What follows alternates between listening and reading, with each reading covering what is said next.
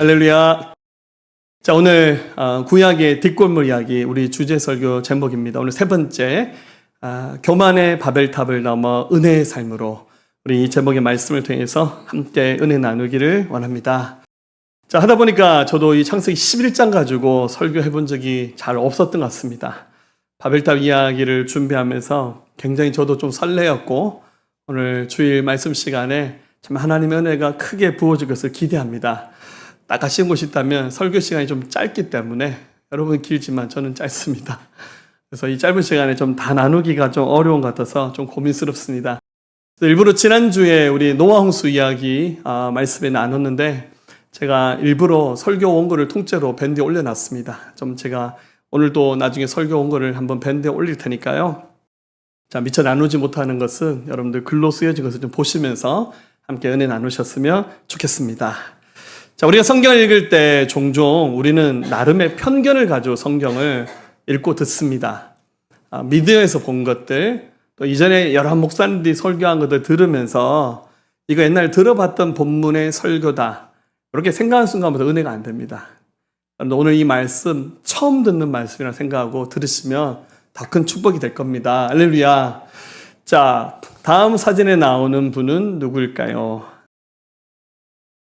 마음에 생각나시는 분 빨리 얘기하세요. 예수님이죠. 예.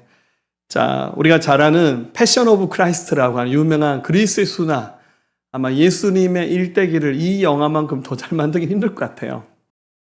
예수님의 마지막 12시간에 초점 맞춰서 예수님의 순환을 그렸던 영화, 이 영화에서 예수님의 역할을 맡았던 분이 제임스 카비젤이라는 분인데 이분이 예수님 연기를 정말 열연을 하죠.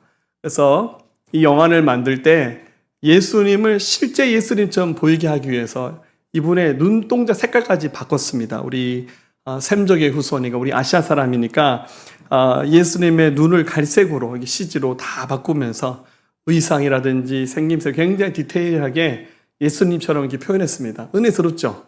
잘생겼죠? 기분 나쁘십니까? 네. 그래서 우리는 예수님 저렇게 생겼을 거라고 은연중에 추측합니다. 자, 다음 사진을 보여드릴게요. 이분은 누구십니까? 후세인 같죠? 후세인. 예. 유명한 영국의 법의학 인류학자 리처드 니브라는 사람이 당시 사람들, 특별히 셈족 계통의 사람들의 두개골을 가지고 컴퓨터로 이렇게 시뮬레이션을 하면서 예수님의 얼굴을 복원했습니다. 넓적한 얼굴에 검은 눈동자, 복슬복슬한 수염과 짧은 머리, 다소 짙은 얼굴 그 피부 색깔. 그래서 예수님의 얼굴은 실제로는 저와 같았을 가능성이 크답니다. 시험 들겠죠. 예수님 아니다고. 아까 그 사진 보여달라고. 예수님 저래 생기셨나?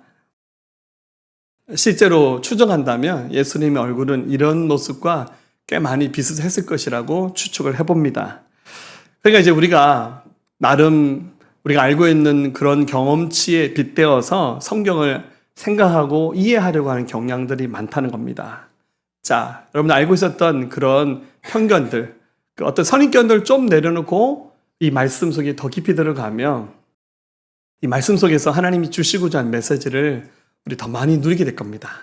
자, 오늘 구약의 뒷골목 이야기에서 세 번째 나눌 이야기는 바로 바벨탑 사건입니다. 자, 바벨탑 사건을 한마디로 정의하면 이렇습니다. 인간의 내면에 있는 교만과 두려움을 보여주면서 동시에 그 속에서 하나님의 은혜와 주권이 어떻게 나타내는지를 보여주는 사건이 바로 바벨탑 사건입니다. 자, 지난주에 이제 우리가 노아 홍수 이야기를 하면서 제가 연대기를 좀 많이 복잡하게 설명했는데 끝나고 난 다음에 머리 아팠다는 분들 많더라고요. 그렇지만 좀 제가 연대기를 좀 한 번만 좀 더 하고 지나가겠습니다. 이 바벨탑 사건은 노아 홍수 이후에 약 100년에서 길게 보면 150년 이후에 일어난 사건입니다. 자, 노아에게 이제 아들이 셋이 있었죠. 그래서 노아의 이 8식구만 살아남았어요. 그 이제 배가 아라라산이라 불렸던 아르메니아 산에 노아 방주가 멈추면서 이제 그 8명의 식구를 통해 하나님께서 새로운 인류를 번성하게 하셨습니다.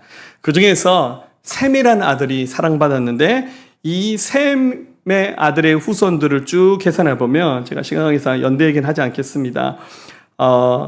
에벨이라는 아들이 34살에 벨렉이라는 아들을 낳았는데 홍수 이후 약 100년의 세월이 흘렀고 벨렉이 태어난 기준을 가지고 보면 바벨탑 사건이 일어나는 때를 유추해 볼 수 있는데 그게 대충 100년에서 한 150년. 여러분들 이 노아 홍수 이후에 세월이 얼마 지나지 않았습니다. 이제 궁금한 게 그럼 도대체 세계 인구는 얼마나 됐나? 그래서 성경에 나오는 노아의 세 아들을 기준으로 해서 이게 시뮬레이션을 해서 당시의 세계 인구를 한번 계산해 볼 수 있습니다. 제가 계산하면 틀리잖아요. 제가 어제 하루 종일 챗GPT나 씨름하면서 너 한번 인구 계산해봐라. 똑똑하더라고 인공지능이요. 그래서 보수적으로 계산하면 바벨탑 사건이 일어날 때 세계 인구는 200명에서 600명. 조금 넉넉하게 보면 500명에서 2000명. 좀 더 확장해서 보면 2000명에서 5000명으로 볼 수 있답니다. 그러니까 성경에 나오는 노아의 가족을 계산하면 아무리 많아도 세계 인구 5000명이 넘지 않았다는 거예요. 근데 이제 인류학을 연구하신 분들은 좀 다르게 얘기하죠. 인류학을 하시는 분들은 그때 당시 세계 인구가 2700만 명으로 추측하고 실제로 2000년 전에 예수님이 이 땅에 오셨을 때 세계 인구는 2억이 조금 넘지 않습니다. 지금 이제 80억이 넘었습니다. 자, 그러니까 이제 우리는 이제 성경을 가지고 봤을 때 이 바벨탑 사건이 일어날 때 당시 인구를 아무리 많이 계산해도 5,000명입니다. 자, 여러분 하나님 입장에서 하나님께서 가장 원하시는 것은 뭘까요? 지금 아담의 후손들이 다 죽었어요. 홍수 때문에. 지금 노아의 8식구를 통해서 새로운 인류를 번성해야 됩니다. 그래서 하나님이 노아에게 가장 먼저 주셨던 말씀이 창세기 9장 1절 읽어봅니다. 하나님이 노아와 그 아들들에게 복을 주시며 그들에게 이르시되 생육하고 번성하여 땅에 충만하라. 여기서 많이 듣던 얘기죠. 아담이 받았던 얘기잖아요. 아담이 생육하고 번성하여 충만하라라는 말씀을 받았었는데 지금 최초 인류는 다 사라져버렸으니까 이 노아의 8식구를 통해서 인류를 번성해야 되니까 하나님이 노아에게 다급하게 노아야 생육하고 번성하여 땅에 충만하라. 한마디로 말해서 많이 낳아라. 할렐루야 이겁니다. 여러분들 많이 낳으셔야 돼요. 할렐루야. 지금 시집장가 갈 전후에 있고 결혼한 지 얼마 안 되신 분들 많이 놓으셔야 돼요. 이게 성경에 우리가 순종하는 삶입니다. 제가 인생을 살면서 제일 뼈저리게 후회되는 것이 제가 둘밖에 안 낳았다는 거예요. 사모님 늘 하라기 당신이 집안일 조금만 도와줬으면 더 많이 낳았을 거라고. 제가 목회가 너무 바빠서 2 이상 낳는 건 자신이 없었어요. 지금 와서 보면 3, 5명 있는 집 너무너무 부럽습니다. 여러분들 진짜 생육하고 번성하고 충만하게 하는 것이 하나님의 뜻입니다. 자, 그런데 노아의 그 가족 중심으로 새로운 인류가 퍼져나가면서 이 노아의 아들이 셋이 있었는데 셈, 함, 야벳입니다. 자, 근데 이제 그 중에 이제 함이라는 아들이 노아가 지난주에 인류 최초로 포도주를 개발했죠. 노아가 그 포도주 먹고 술 취해서 옷 다 홀라당 벗고는 좀 실수를 했죠. 근데 그걸 가지고 흉을 받던 함이 좀 저주를 받는 자녀가 됩니다. 자, 근데 성경은 셈이라고 하는 자녀 중심으로 성경 역사 기록됩니다. 그래서 예수님도 셈족의 후손으로 여러분 우리도 셈족 계통에 속한 인류입니다. 자, 그런데 노아의 아들 가운데 함이라는 아들이 있었는데요. 이 함이라는 아들의 족보가 처음에 좀 나옵니다. 나중에는 이제 족보가 나오지 않는데 함이라는 아들이 이제 자식을 낳다가 나중에 누가 태어나냐면 니므롯이라고 하는 아들이 태어납니다. 자, 이 니므롯의 이름 뜻이 세상의 첫 영걸 용사라는 뜻입니다. 이 사람은 굉장히 강력한 리더십을 가진 용사였습니다. 창세기 10장 8절 10절 보면 읽어볼까요? 구스가 또 니므롯을 낳았으니 이는 세상의 첫 용사라. 그가 여호와 앞에서 용감한 사냥꾼이 되었으므로 속담에 이르기를 아무는 여호와 앞에 니므롯같이 용감한 사냥꾼이로다 하더라. 그의 나라는 시날 땅의 바벨과 에렉과 악각과 갈레에서 시작되었으며. 자, 여기 이제 니므롯이라고 하는 한 아들이 태어났는데 이게 함의 후손이죠. 이 사람이 굉장히 사악한 사람이었습니다. 자, 이 사람이 여기 보니까 그의 나라는 시날 땅에 세워졌다라고 기록하고 있습니다. 여기가 어딥니까? 바로 성경에서 말하는 메소포타미아 지역입니다. 목사님, 메소포타미아가 어딥니까? 우리가 전라도 광야는 잘 알겠는데 여러분 이제 넓게 보면 이라크, 이란, 시리아, 터키의 일부분을 여러분 이제 우리 세계사 지리를 말할 때 메소포타미아라 부릅니다.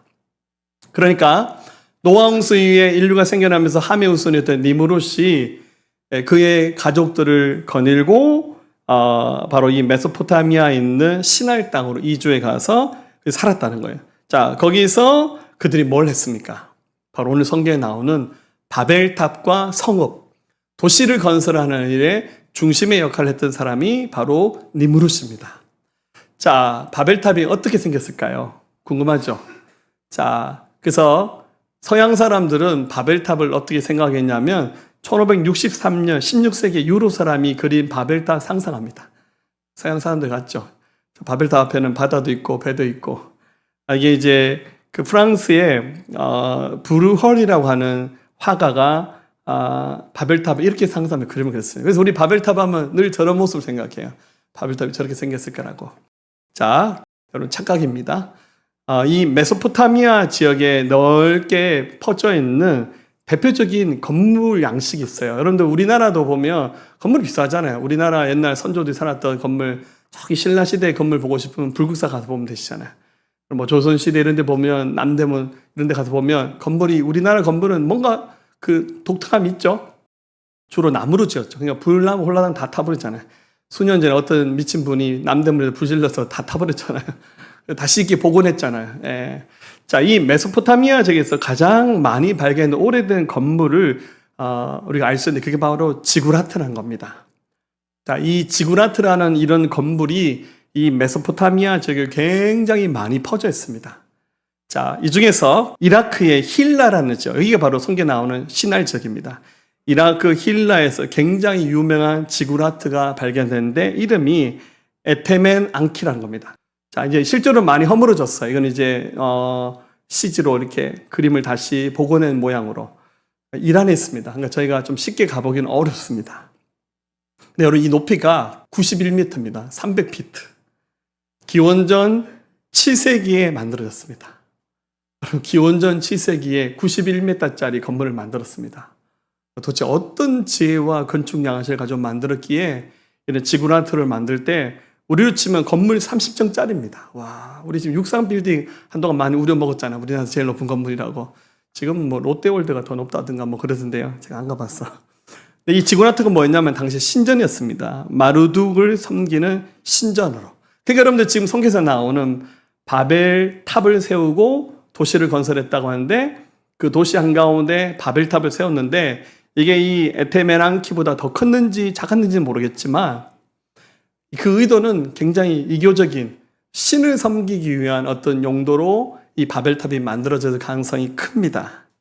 자, 그렇다면 뭐 모양은 이렇게 생긴지 어떻게 생긴지 우리가 정확히 알 수는 없지만 대충 이런 모습이라고 한번 상상해 보시고, 함의 후손 니므롯은 왜 바벨탑을 만들었고 거기다가 도시를 건설했을까요? 그 하나님은 굳이 그 건물 하나 만드는 게 뭐가 문제된다고 하나님 그 건물 건설을 중단시켰을까요? 이 속에는 굉장한 의미들이 담겨 있습니다. 이 말씀을 들으면서 우리의 삶 속에서 지금도 만들어져 가고 있는 바벨탑이 뭐가 있나? 여러분 중심에 니므롯이 만들었던 저 바벨탑이 뭐가 있나? 여러분 찾아보시고 오늘 바벨탑 무너뜨리고 우리에게 새로운 은혜를 더하시는 하나님의 은혜를 우리 시간 경험해야 됩니다. 할렐루야. 자, 5가지로 정리했습니다. 원래는 8가지인데 제가 아무리 해도 이게 다 못할 것 같아서 줄여봤습니다. 첫 번째는 바벨탑은 교만의 탑입니다. 이 탑을 만들 의도가 우리의 이름을 내자라는 의도로 만듭니다. 자, 4절 말씀 다시 한번 볼까요? 또 말하되 자 성읍과 탑을 건설하여 그 탑 꼭대기를 하늘에 닿게 하여 우리 이름을 내고 온 지면에 흩어짐을 면하자 했더니, 자, 이 탑을 만든 이유가 이제 탑을 만들면 도시를 같이 만드는 거예요. 그러면서 우리 이름을 한번 내보자 이렇게 말합니다. 이 히브리 말로 우리 이름을 만들자, 이게 웨나세라누 쉔이 이름이라는 뜻이거든요. 우리 이름 한번 걸어보자. 그런 의도로 이 탑을 만들었어요. 즉 이 탑을 만드는 그 의도 자체가 뭡니까? 인간의 교만입니다. 여러분, 세상은 하나님 만드셨어요. 우리 하나님 만든 피조물입니다. 우리 그냥 하나님의 법 아래 살면 되고요. 그 이상도 그 이하도 아닙니다. 하나님 말씀대로 살아가면 됩니다. 그런데 이 니무롯이 시날 땅에 가서 도시를 세우고 탑을 만들면서 하나님 없이 우리가 뭐 한번 해보자라는 의도로 우리 이름을 한번 내걸어보자 하는 의미로 이 바벨탑을 만들기 시작했습니다. 자, 여러분들 홍수 이후에 150년도 지나지 않았어요. 세계 인구 5,000명도 채 되지 않는, 그러니까 니무롯을 따라갔던 사람이 거기 얼마인지 모르겠어요. 그냥 3분의 1이 따라갔다 생각하면 불과 2,000명도 안 되는 사람들이 그 니무롯 손잡고 가서 그 시날 땅에서 도시를 세웠겠죠. 이들 마음속에 있는 그 교만함, 하나님이 없이 자기 이름을 가지고 뭘 해보겠다는 거, 그게 바로 욕심이고 죄입니다. 여러분, 우리 이름은 남기면 안 돼요. 호랑이 죽어서 가족 남기고 사람은 죽어서 이름 남기면 안 됩니다. 할렐루야. 사람은 죽어서 이름도 남길 필요가 없어요. 우리들 마음속에 있는 가득한 교만이 얼마나 컸던지 이 바벨탑 사건, 이것을 고스란히 잘 보여주고 있습니다. 여러분, 우리의 성공과 명예가 하나님을 높이는 것이 아니라면, 그것이 스스로를 드러내는 것이라면 그건 여러분 현대판 바벨탑의 재현입니다. 오직 주님께만 영광되어야 됩니다. 할렐루야. 시편 115편 시인은 이렇게 말합니다. 1절에 여호와여 영광을 우리에게 돌리지 마옵소서. 우리에게 돌리지 마옵소서. 오직 주는 인자하시고 진실하심으로 주의 이름에만 영광을 돌리소서. 이것이 우리의 고백이 되어야 됩니다. 할렐루야. 두 번째입니다. 바벨탑을 쌓았던 이유는 두려움 때문입니다. 두려움 때문에 쌓아지는 탑. 특별히 뭐라 말합니까? 우리 흩어지지 말자. 흩어짐을 면하자라고 말합니다. 우리 4절 말씀 다시 볼까요? 또 말하되 자 성읍과 탑을 건설하여 그 탑 꼭대기를 하늘에 닿게 하여 우리 이름을 내고 온 지면에 흩어짐을 면하자 하였더니, 자, 흩어지지 말자는 거예요. 그러니까 흩어지기를 싫어할 인간의 그 본능적인 욕구가 이 말 속에 담겨 있습니다. 자, 근데 여러분들 하나님의 명령은 뭡니까? 지금 아담의 후손들이 다 물에 심판당해서 죽었어요. 그리고 노아 가족 8명이 새로운 인류를 퍼뜨려야 되는 사명이 있어요. 하나님이 이미 노아에게 노아야 땅에 충만하고 번성하라고 말씀하셨어요. 그러니까 열심히 자녀들 낳고, 그리고 한 매로 태어나면 어떡합니까? 떨어뜨려서 흩어져서 살아야 전 세계의 많은 곳으로 새로운 인류가 만들어질 수 있어요. 이것이 하나님의 뜻입니다. 그런데 이 니무롯을 중심으로 한 함의 후손들은 하나님의 말씀을 거꾸로 적용합니다. 우리 흩어지지 말자. 우리 굳이 흩어져 살 필요가 뭐 있냐. 같이 모여서 살자. 그러면서 우리가 모여 살 때 더 안정감을 누리지 않냐라고 이렇게 말합니다. 그러니까 하나님의 이 계획과 뜻을 정면으로 거슬면서 그렇게 갑니다. 여러분 알다시피 하나님의 말씀을 순종하며 따라가는 삶은 항상 모험도 해야 되고요, 고난도 있고요, 대가지불도 해야 돼요. 그렇지만 우리가 두려움 없이 하나님의 말씀이 진리이기 때문에 우리 그 말씀 지키고 살아가는 게 그게 바로 믿음이잖아요. 근데 이 니무롯을 중심으로 한 이 함의 후손들은 하나님의 말씀을 거꾸로 해석하고 적용하면서 어떡합니까? 바벨탑도 만들고, 이 탑을 만들었던 이유는 아마 하나님이 아는 다른 신을 섬기려 하는 의도가 꽤 많았을 것 같고요. 그리고 거기다가 굳이 도시를 건설합니다. 자, 오해하면 그럼 도시 건설하는 게 잘못됐습니까? 우리 다 도시에 살잖아요. 촌에서 오신 분 계신가요? 우리 포항이라고 하는 세계적인 도시에서 살고 있습니다. 할렐루야. 네, 저는 구룡포 특별시에서 태어났습니다. 할렐루야. 네. 자, 여러분들 도시를 만든다고 하는 자체가 문제되지는 않아요. 그런데 적어도 이 시대 하나님은 도시를 만드는 것이 아니라 흩어지기를 원하셨어요. 이전에도 여러분 가인의 아들, 여러분 가인이 아담의 아들이잖아요. 가인이 자기 동생 아벨을 죽여버렸어요. 그러한 다음에 창세기 4장 16절 7절에 보면 가인이 여호와 앞을 떠나서 에덴 동쪽 놋 땅에 거주하더니 아내와 동침하여 그가 임신하여 에녹을 낳은지라. 가인이 성을 쌓고 그의 아들의 이름으로 성을 이름하여 에녹이라 하니라. 성경에 이제 에녹이라는 사람이 나오죠. 하나님과 동행했던 사람, 그 사람 아닙니다. 여러분 그 에녹은 셋의 후손으로 태어났고요. 여기 보니까 가인의 후손으로 태어난 사람 중에 똑같은 동명이인으로 에녹도 있어요. 자, 가인이 에녹을 낳고 한 다음에 뭐 합니까? 성을 만들었어요. 도시를 건설합니다. 근데 절대 축복받지 못했습니다. 즉 하나님은 도시 건설을 통해서 인류에게 복을 주려 하신 것이 아니라 적어도 지금 이 바벨탑 사건 이 시대에 하나님이 새로운 인류를 만들어 가시면서 흩어져서 인류가 번성하기를 원하셨습니다. 그런데 하나님의 뜻을 거꾸로 해석하면서 도시를 만들었던 그 자체가 비성경적인 결단이었고 생각이었습니다. 이 모든 것이 하나님 중심으로 움직인 것이 아니라 사람들이 만든 질서 기초 위에 살아가겠다는 뜻이 바로 이 바벨탑과 성읍을 만든 그 속에 숨겨져 있는 인간의 죄악입니다. 근데 그 중심은 뭡니까? 두려움이었죠. 하나님을 신뢰하지 못하기 때문에 하나님 없이 뭘 해보겠다는 거예요. 자, 하나님 없이 삶의 기초를 쌓아가는 이 욕망, 바로 바벨탑을 쌓는 잘못된 선택과 똑같은 겁니다. 자, 믿음은 뭡니까? 하나님 말씀에 나의 삶을 맡기는 겁니다. 여러분, 그 이후에 아브라함이 태어납니다. 지금 여러분 이 바벨탑 사건 때는 아브라함이 태어나지 않았는데 그 이후에 적어도 한 200년 가까이 되는 세월이 흘러서 아브라함이 태어납니다. 인류가 더 많이 늘어났겠죠? 하나님이 아브라함에 주셨던 첫 번째 말씀이 뭡니까? 창세기 12장 1절 2절이죠. 여호와께서 아브라함에게 이르시되 너는 너의 고향과 친척과 아버지의 집을 떠나 내가 내게 보여줄 땅으로 가라. 내가 너로 큰 민족을 이루고 내게 복을 주어 내 이름을 창대하게 하리니 너는 복이 될지라. 아브라함, 사람들이 너무 내 말을 안 듣고 자기들 마음대로 하는데 네가 살고, 여러분 아브라함도 메소포타미아 바벨탑에서 그 지역에 살았어요.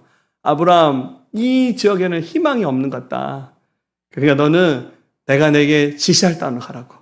그래서 아브라함이 거기 어딘지도 모르고 순종하여 이동해 갔죠. 거기가 어디입니까? 바로 가나안 땅입니다. 물론 아브라함이 처음부터 믿음이 좋아서 다 승리하지는 않았어요. 그 가나안 땅에 살면서요, 막 기근이 들고 어려우니까 중간에 이집트로 도망가가지고요, 도망갔어도 이게 새 가슴이었어요. 그래서 자기 마누라가 너무 예뻤나 봐요. 여보, 사람들 앞에서 나한테 여보 부르지 말고 오빠라 부르라고. 그래가지고 그냥 스트레스 없이 자기 마누라 뺏겨가지고 큰 곤욕을 치를 뻔했는데 하나의 은혜로 그 위기에서 벗어났습니다. 아브라함이 하나님을 더 진실하게 경험하면서 더 많은 안정감을 누리면서 가나안 땅에 살게 됐고, 결국 아브라함의 후손이 히브리 민족이 돼서 지금 이스라엘이 되었습니다. 할렐루야. 여러분, 참된 안정감은 우리가 바벨탑 안에 있는 것이 아니라 하나님의 손에 우리의 모든 것을 맡길 때 거기서 찾을 수 있는 거예요. 이 바벨탑과 도시를 건설한다는 그 자체가 하나님의 뜻에서 정면으로 비껴난 행동이었습니다. 세 번째, 하나님이 이 바벨탑을 보시면서 찾아오십니다. 주님이 내려오십니다. 5절에 여호와께서 사람들이 건설하는 그 성읍과 탑을 보려고 내려오셨더라. 그리고 하나님이 너무너무 답답하셔서 직접 오셨어요. 이 내려오셨다는 표현은 굉장히 특별한 표현입니다. 하나님의 절대적인 이 주권을 개입하시고 나타나기 위해서 주님이 이 바벨탑이 건설되는 그 현장, 이 시날 땅으로 주님이 오셨어요. 와서 보니까 하나님께서 화가 많이 나셨을 것 같아요. 보니까 하나님의 뜻을 정면으로 거부하면서 탑을 쌓고 그리고 도시를 건설하는 거. 이 탑 자체도 주수적인 의미로 만드니까 하나님 보셨을 때 굉장히 하나님께서 불편하셨을 것 같아요. 사랑하는 여러분, 우리도 마찬가지로 이 세상에서 잘못된 선택, 잘못된 결정해서 하나님의 뜻을 거스를 때가 굉장히 많습니다. 그러면 하나님께서 어떻게 하십니까? 하나님이 살아가는 자들을 보시면서 어떻게 하시죠? 하나님 오셔서 개입하세요. 하나님이 살짝 손보십니다. 야, 이거 봐라. 네 마음대로 하는구나. 나는 어디 가도 내 이름은 찾아볼 수 없고 전부 다 네 이름만 걸고 교만하고, 하나님 대신하려고 만든 그 우상을 보면서 하나님이 그 자리 가운데 찾아오셔서 원래 자리를 회복하게 하기 위해서 어떻게 합니까? 그 모든 것을 하나님께서 관여하셔서 하나님이 다시 만듭니다. 우리 인생 가운데 주님이 내려오시는 은혜, 굉장한 은혜입니다. 여러분 인생 가운데 주님을 초대하셔야 됩니다. 주님 모셔야 됩니다. 주님 이 자리에 오셔서 내 인생 가운데 주님의 손으로 사랑의 채찍으로 저를 이끌어 주십시오. 이것이 저와 여러분들의 기도 제목 될 수 있기를 축복합니다. 자, 이제 하나님이 내려오셔서 어떡합니까? 이제 흩으십니다. 자, 우리는 흩어짐을 면하자 님으로서 이렇게 말하는데 하나님 그거 보시면서 아니 너희는 흩어져야 돼. 8절에 여호와께서 거기서 그들을 온 지면에 흩으셨으므로 그들이 그 도시를 건설하기를 그쳤더라. 여기 니므롯을 따랐던 함의 후손들 하나님 어떡합니까? 야, 너희 다 여기 살지 말고 전부 다 떨어져 살아하고 하나님이 이들을 흩어버립니다. 인간의 입장에서 보면 굉장히 혼란스럽고 어려운 고난처럼 보여지지만 하나님의 관점에서는 더 큰 하나님의 계획과 섭리를 이루는 순간이 바로 흩어짐의 은혜입니다. 여러분 실제로 이후에 아브라함의 후손들 통해서 히브리 민족이 생겨나고 이스라엘 나라가 세워지죠. 남과 북으로 갈려져 있다가 나중에 남유다가 BC 586년에 나라가 망합니다. 근데 여러분 이 이스라엘을 망하게 한 나라가 누굽니까? 바벨론입니다. 지금 여기 바벨탑을 쌓는 건 고대 바벨론 국가의 하나의 원형이지만 실제 나중에 이 메소포타미아 지역에 바벨론이라는 바벨로니아 대제국이 건설됩니다. 느부갓네살 2세가 이스라엘 세 번째 나눠서 침공하면서 마지막에 침공하면서 여러분들 그 시드기야 같은 사람은 눈을 뽑아서 발가벗겨서 끌고 가면서 나라를 패망시킵니다. 이스라엘 백성들 전부 다 흩어졌어. 바벨론에 끌려가서 거기서 굉장히 고통의 시간을 보냅니다.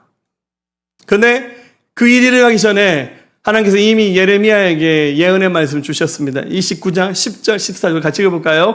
여호와께서 이와 같이 말씀하시나 바벨론에서 70년이 차면 내가 너희를 돌보고 나의 선한 말을 너희에게 성취하여 너희를 이곳으로 돌아오게 하리라. 여호와의 말씀이니라. 너희를 향한 나의 생각을 내가 아나니 평안이요 재앙이 아니라 너희에게 미래와 희망을 주는 것이니라. 너희가 내게 부르짖으며 내게 와서 기도하면 내가 너희들의 기도를 들을 것이요 너희가 온 마음으로 나를 구하면 나를 찾을 것이요 나를 만나리라. 이것은 여호와의 말씀이다. 나는 너희들을 만날 것이요 너희를 포로된 중에서 다시 돌아오게 하되 내가 쫓아 보내었던 나라들과 모든 곳에서 모아 사로잡혀 떠났던 그곳으로 돌아오게 하리라. 이것은 여호와의 말씀이니라. 아멘. 실제로 바벨론에 의해서 나라가 망해서 이스라엘 백성 흩어지지만 결국 하나님 어떡합니까? 다시 회복해서 이스라엘을 그 고토의 땅, 지금의 가나안 땅으로 돌아오게 하셨잖아요.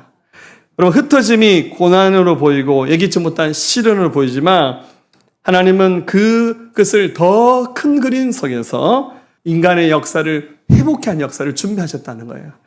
그러니까 지금 이 바벨탑이 무너지고 도시 건설이 무너지는 거, 어쩌면 그 바벨탑이 안 무너지고 도시가 세워졌더라면 인류의 문화가 좀 더 빨리 발전한 것처럼 생각할 수도 있지만 그건 하나님 뜻이 아닙니다. 실패와 두려움, 교만을 버리고 흩어지게 하시는 하나님의 뜻에 순종하는 거예요. 자, 여기 견줄만한 대표적인 사건이 있죠. 이제 다시 2000년 전 돌아가서 예수님 시대, 예수님께서 십자가에서 죽으시고 부활하심으로 복음 시대를 여셨습니다. 예수님의 승천 이후에 예수님의 부활을 경험했던 사람들이 교회를 세웁니다. 그게 바로 인류 최초의 교회 예루살렘 교회입니다. 그런데 이 예루살렘 교회가 때가 돼도 전도하지 않고 다른 민족으로 나아가지 않을 때 하나님 어떻게 하십니까? 예루살렘 교회를 깨트리십니다. 예루살렘 교회를 하나님이 흩어지게 하십니다. 예루살렘 교회 집사님이 7분 계셨는데 스데반 집사님이 복음 전하다 돌에 맞아 순교했어요. 세상적인 의미로는 살해당한 겁니다. 사람들이 막 두려워합니다. 그러면서 교회가 자연스럽게 깨져버렸습니다. 여러분 예루살렘 교회가 3,000명이 회개하고 5,000명 회개가 돌아왔어요. 적어도 1만 명, 2만 명이 되는 메가처치로 성장했는데 순식간에 교회가 깨져버렸어요. 그래서 사람들이 예루살렘이 아닌 다른 지역으로 전도하러 가고 그리고 국경을 넘어서 시리아로 넘어가서 바로 수리아 땅 안디옥에 가서 예수 믿는 사람들이 모여서 예배를 드리면서 모임이 시작됐는데 나중에 예루살렘 교회가 약해졌지만 그 소식을 듣고는 수리아 안디옥에도 교회가 세워질 수 있겠구나. 그래서 예루살렘 교회에서 가장 리더십이 있었던 바나바를 어떻게 합니까? 목회자로 파송합니다. 바나바가 가면서 회심하여서 새로 예수 믿게 된 사람 바울이라는 사람을 함께 데려가서 바울과 바나바가 중심이 되어서 수리아 안디옥 교회가 탄생합니다. 그리고 수리아 안디옥 교회가 성령의 지시를 받으면서 어떡하죠? 선교사를 따로 세우라. 그래서 이 교회의 담임 목회자였던 바나바와 바울이 어떡합니까? 교회 사역을 다른 분에게 맡기고 두 사람이 선교사로 파송돼서 갑니다. 그래서 메소포타미아 땅, 시리아를 거쳐서 터키를 거쳐서 그리스, 유럽, 로마, 마지막에 스페인까지 가서 전 세계에 복음을 전하는 일을 했습니다. 이게 왜 가능한 일입니까? 흩어졌기 때문에 가능한 거예요. 그냥 우리끼리 있는 것이 좋으니까 우린 흩어지지 말자. 니캉내캉 남이가 우리 같이 있자. 여러분, 모이기도 해야겠지만 때로는 흩어지기도 해야 됩니다. 그래야 하나님의 뜻을 이룰 수 있습니다. 그래야 선교도 하고 복음도 전하고 하나님의 뜻을 이루잖아요.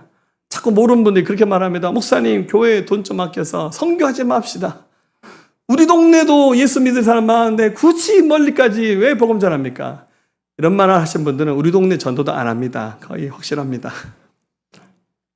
힘들고 어려워도 이 복음을 흩어져서 전해야 인류 가운데 복음 역사가 시작돼서 하나님 역사가 순환했잖아요. 흩어지지 말고 우리끼리만 있자 하면 여러분 아무런 역사가 일어나지 않아요. 우리 인생 때로는 하나님이 흩트리듯이 우리 인생을 막 깨기도 하고 예기치 못한 고난을 주기도 합니다. 이유가 뭡니까? 우리가 다 알지 못하는 하나님의 더 큰 섭리에 하나님의 그 계산이 있다는 거죠. 인생이 내 뜻대로 되지 않는 데서 낙심하지 마십시오. 하나님의 뜻이 항상 진리입니다. 흐트림도 주님의 사랑이고 섭리입니다. 여러분, 빨리 가는 것도 축복이지만 천천히 가는 것은 더 큰 은혜입니다. 네. 하나님께 모든 것 맡기고 주님 손에 의탁하고 가는 이 길, 바로 저와 여러분들 길이 되기를 주의 이름으로 축복합니다. 자, 마지막 5번째. 하나님이 이 바벨탑을 어떻게 멈추게 하셨냐면 언어를 혼잡하게 하셨습니다. 그리고 이것을 복음으로 회복하는 일을 하나님 하셨어요. 자, 탑을 짓고 있고 도시를 건설합니다. 여러분, 하나님 같으면 어떻게 하면 될까요? 간단해요. 주님 오셔서 그냥 싹 불과 유황의 심판을 행하셔서 마치 소돔성을 무너뜨리듯이 그냥 하나님 바벨탑 무너뜨리면 돼요. 그리고 이 도시를 싹 다 태워버리면 되잖아요. 근데 하나님이 그런 방법으로 이 바벨탑을 짓고 있는 니므롯 무리를 하나님이 심판하지 않으셨어요. 어떻게 하셨습니까? 6절, 7절 보세요. 여호와께서 이르시되 이 무리가 한 족속이요 언어도 하나이므로 이같이 시작하였으니 이후로는 그 하고자 하는 일을 막을 수 없으리로다. 자, 우리가 내려가서 거기서 그들의 언어를 혼잡하게 하여 그들이 서로 알아듣지 못하게 하자 하시고, 하나님이 도시를 파괴하는 일을 하신 것이 아니에요. 도시가 필요 없다는 뜻은 아니잖아요. 어떻게 하셨습니까? 순식간에 거기 있는 사람들 언어를 혼잡하게 하셨어요. 서로 지금까지는 말로 소통하는데 아무런 언어 없는데 순식간에 서로 다른 언어가 나와서 한마디도 못 알아듣는 거예요. 여러분, 일하는 현장에 가면 소통이 빨라지잖아요. 아야, 빨리 망치 가져온나. 전라도 사투리로. 뭘 가져와라. 그래야 이 탑이 세워지고 도시가 건설되는 일이 가능한데 순식간에 서로 언어가 혼잡해서 소통이 안 되는 거예요. 그래서 이 탑을 건설하는 일이 이 자리에서 스탑이 됩니다. 여러분, 그 이후로 우리 인류는 서로 다른 언어를 사용합니다. 그래서 언어라고 하는 민족의 카테고리를 뛰어넘는 게 굉장히 어렵습니다. 그럼 제가 초등학교 때 알파벳을 배웠거든요. 지금도 영어 자신이 없습니다. 할렐루야. 너무 솔직하죠? 그 이후로 제가 고등학교 때 일본어 배웠거든요. 히라가나 배웠습니다. 근데 일본어 못합니다. 신학교 다니면서 헬라어, 히브리어, 옛날 우리 러시아 가면서 러시아어, 중국어. 근데 제가 잘 쓸 수 있는 말은 조선말이 유일합니다. 할렐루야. 우리 교회 MK들 중에서 2개국어, 3개국어 잘하는 친구들 많거든요. 굉장히 부럽습니다. 정말 이건 타고난 어떤 재주가 있어야 가능한 것 같아요. 하나님이 바벨탑을 멈추게 하신 하나님이 선택했던 방법은 언어를 흩트리는 겁니다. 그래서 이 언어를 정복하고 배우는 건 굉장히 시간이 많이 걸리는 일이고 또 인류가 또 생겨나고 민족이 생겨나야 가능한 일이니까 그래서 하나님이 선택하신 가장 탁월한 방법이 언어를 흩트린 겁니다. 왜 언어를 흩트리게 하셨을까? 이것이 하나님이 하실 수 있는 최선의 방법이었기 때문에 저는 이 방법을 선택하셨다고 생각합니다. 개인적인 저의 이야기입니다. 제가 대학에서 학부 때 전공으로 국어 국문학을 했습니다. 제가 이래봐도 글 쓰는 사람입니다. 할렐루야. 이제 여러분 국어 국문학 안에는 문학이 있고 어학이 있는데 저는 어학을 전공했습니다. 문법을 공부하는 거죠. 제가 이게 어학을 공부하게 된 계기가 있었는데요. 제가 대학교 1학년 때가 20살 되겠죠. 1학년 2학기 때 언어학 개론이라는 과목 수업을 들었습니다. 이 언어학의 입문 과정이 언어학 개론인데 진짜 재미없는 겁니다. 이게 월요일 오후 수업이었습니다. 1시인가 2시 있었어요. 근데 제가 대학 시절에 대전 포항을 왔다 갔다 하면서 교회에서 봉사했거든요. 월요일 아침 되면 파김치가 되잖아요. 그때는 이제 버스 타고 갔거든요. 기차는 비싸니까. 가는데 아침에 딱 터미널에 도착하면 한 5분 늦으면 차를 한 대 놓치는 거예요. 그러면 학교 도착하면 지각이죠. 제가 그 학기 수업 지각을 한 7분쯤 했거든요. 저희 교수님이 그러더라고. 창원생 한 번 더 지각하면 F야. 그러더라고요. 결국 F를 받았습니다. 할렐루야. 제 생애 최초이다 마지막 F를 받았습니다. 그래서 그 학기 끝나고 나는데 성적이 엉망으로 나왔죠. 너무 열받더라고요. 그래서 이 언어학 개론이 뭔데 나를 이렇게 힘들게 하나. 그래서 제가 2학년 1학기가 되자마자 언어학 개론의 과목을 재수강했습니다. 도저히 국문과에서는 쪽팔려서 못하겠고 야간에 다른 학과에 열린 수업을 찾아가서 수강식에 들었어요. 그런데 가르치는 교수님이 이제 서울대에서 오신 교수님이었는데 윤 교수님이라고 이 교수님 너무 잘 가르치셨어요. 한 학기 동안 언어학 개론을 다시 공부하면서요. 이 언어학의 매력에 빠져들기 시작했어요. 그때 제가 처음 알았습니다. 내가 국문학을 하게 된 이유가 바로 언어학을 배우라고 하나님의 뜻이구나. 정말 역전의 드라마를 썼습니다. F에서 제가 A 플러스를 맞았습니다. 할렐루야. 기분 나쁘십니까? 근데 그다음부터 제가 이 언어학은 하나님이 내가 이 학교에서 공부하게 한 뜻이구나. 제가 언어학에 관계된 모든 과목을 다 들었어요. 뭐 의미론, 의문론, 통사론, 중세 국어. 일반 사람들 하기 전에 도망가는 건데 저는 너무 재밌었어요. 그래서 배울 때마다 너무 재밌어서요. 감탄했어요. 물론 교수님 중에 크리스찬 교수 아무도 없었어요. 그런데 저는 이 공부를 하면서 어떤 결론을 냈냐면 언어는 하나님 만드신 거구나. 언어는 과학이구나. 그리고 우리 한글 만든 세종대왕 있잖아요. 천재 언어학자입니다. 혀의 높이와 위치를 가지고 자음, 모음을 만들었잖아요. 전 세계 언어 중에서 이렇게 탁월하게 만드신 언어가 없어요. 농담이 아닙니다, 여러분들. 전 세계 어디서 우리 한글만큼 소리 글자를 모아쓰게 하는 언어가 전 세계에서 몇 개 되지 않아요. 정말 탁월하게 만든 언어입니다. 이것을 보면서요, 제가 목회하면서 성경을 읽을 때, 성경을 가지고 설교 준비할 때 그때 배웠던 언어학의 지식들을 활용하면서 제가 설교 준비합니다. 너무 큰 축복이죠.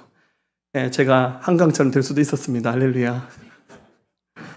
자, 하나님이 언어를 흩트리시면서 바벨탑 건설을 스탑하셨어요.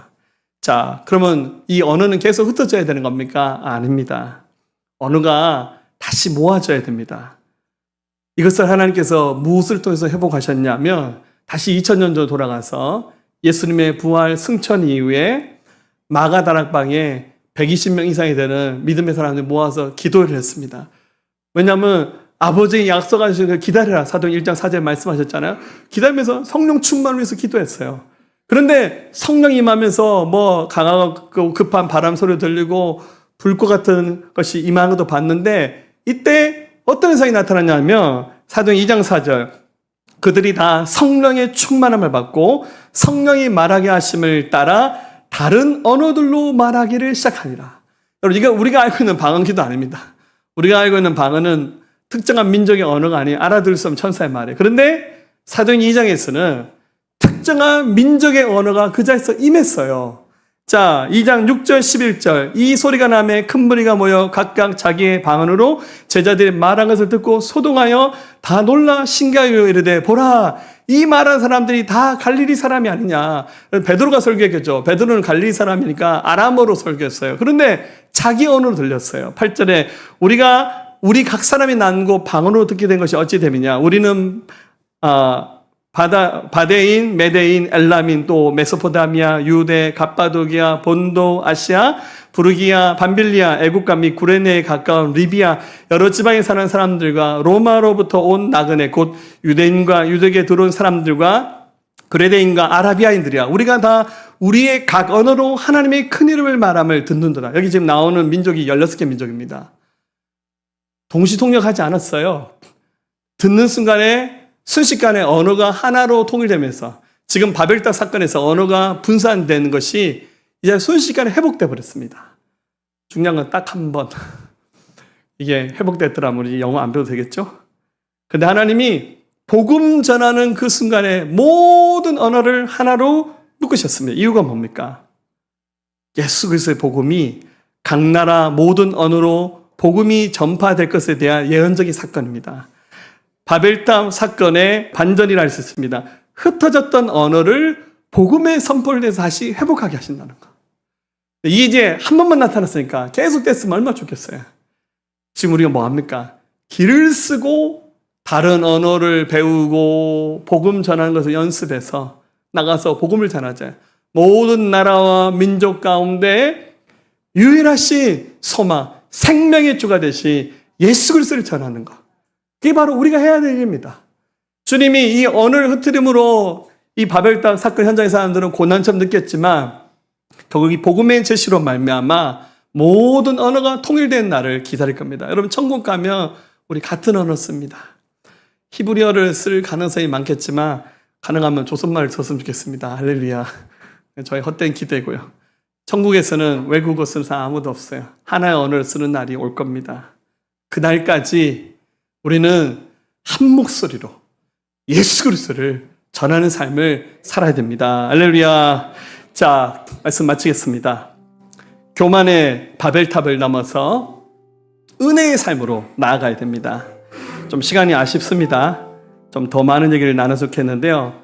그럼 지금도 사단은 바벨탑 프로젝트를 진행하고 있습니다. 어디다 탑 쌓는다는 말이 아니라요. 하나님을 대적했던 사단이 니무롯을 조종해서 했던 역사들이 지금도 있습니다. 바로 뭡니까? 인간 중심의 교만한 체계를 만드는 거. 인공지능, 생명공학, 글로벌 시스템이 등장하면서 여러분 하나님을 대적하기 위한 사단의 음모는 지금도 진행 중입니다. 또 하나님의 질서를 부정하는 바벨탑을 쌓는 일을 사단은 계속합니다. 윤리를 혼란하고 동성애를 합법화시키고 성정체성 논란, 진리 상대화를 만들어서 이것도 저것도 다 맞다라고 말하면서 하나님 말씀을 정면으로 비게 가게끔 하는 일들을 지금도 사단합니다. 때로는 거짓 연합으로 종교 통합 운동을 통해서 에큐메니칼 운동을 통해서 세계 정부를 만들고 여러분들 화폐를 통일하러 갑니다. 여러분 블록체인 기술이 등장하면서 가상화폐 등장했잖아요. 여러분들 이제 좀 있으면 이제 달러 우리나라 돈 안 쓰는 시대 옵니다. 여러분 세계 여행 갈 때 비트코인 들고 가야 되는 시대가 올지도 몰라요. 편리하겠죠? 문화를 거부한다는 뜻이 아닙니다. 적그리스도 이름이 뭡니까? 666이죠. 이 표를 받지 않으면 매매가 불가능하겠죠. 현대인들이 만드는 이 문명, 과학, 여러분들 도시 건설했던 니무롯의 그 의도와 다를 바가 뭐가 있습니까? 현대의 문명을 거부하자는 뜻이 아니에요. 사단이 이것을 이용하기 때문에 우리가 두려워해야 한다는 겁니다. 사단은 곳곳에서 바벨론 프로젝트를 지금도 만들어가면서 전 세계를 하나님의 질서에서 어긋나서 인간 중심의 세속주의와 인본주의에 의해서 세상을 무너뜨리는 일을 사단은 지금도 하고 있습니다. 우리들 마음속에 바벨탑을 쌓고 있는 우리 교만, 하나님을 중심에 두지 않고 만왕의 왕이 되신 하나님의 통치를 거부하는 우리 그 사악한 마음들을 내버리면서 우리 안에 하나님의 통치가 이루어지고 하나님의 나라가 세워지기 원합니다. 이 고백할 수 있기를 우리 주님의 이름으로 축원합니다. 나의 평생에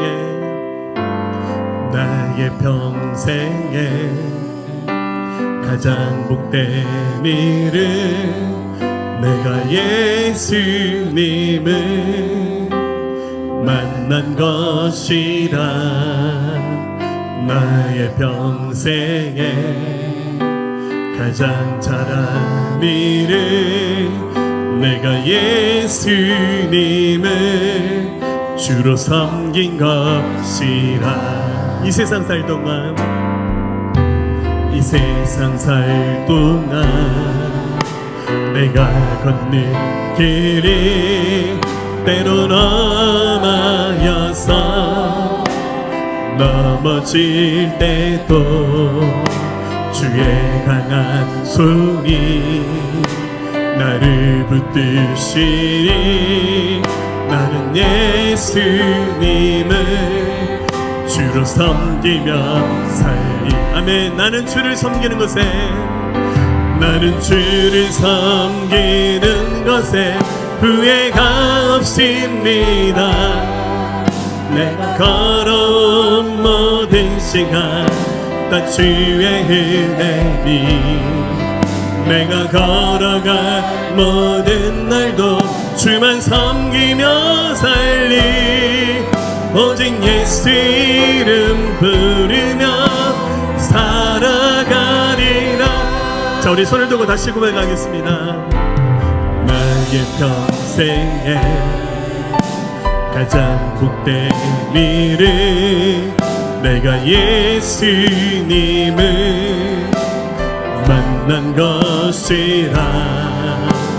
나의 평생에 가장 잘한 일은 내가 예수님을 주로 섬긴 것이라. 아멘. 이 세상 살 동안, 이 세상 살 동안 내가 걷는 길이 때론 험하여서 넘어질 때도 주의 강한 손이 나를 붙드시니. 아멘. 나는 예수님을 주로 섬기며 살리. 아멘. 나는 주를 섬긴 것에, 나는 주를 섬기는 것에 후회가 없습니다. 내가 걸어온 모든 시간 다 주의 은혜니, 내가 걸어간 모든 날도 주만 섬기며 살리. 오직 예수 이름 부르며 살아가리라. 이것이 나의 간증이요, 이것이 나의 찬송일세. 나 사는 동안 끊임없이 그 주를 찬송하리. 이것이 나의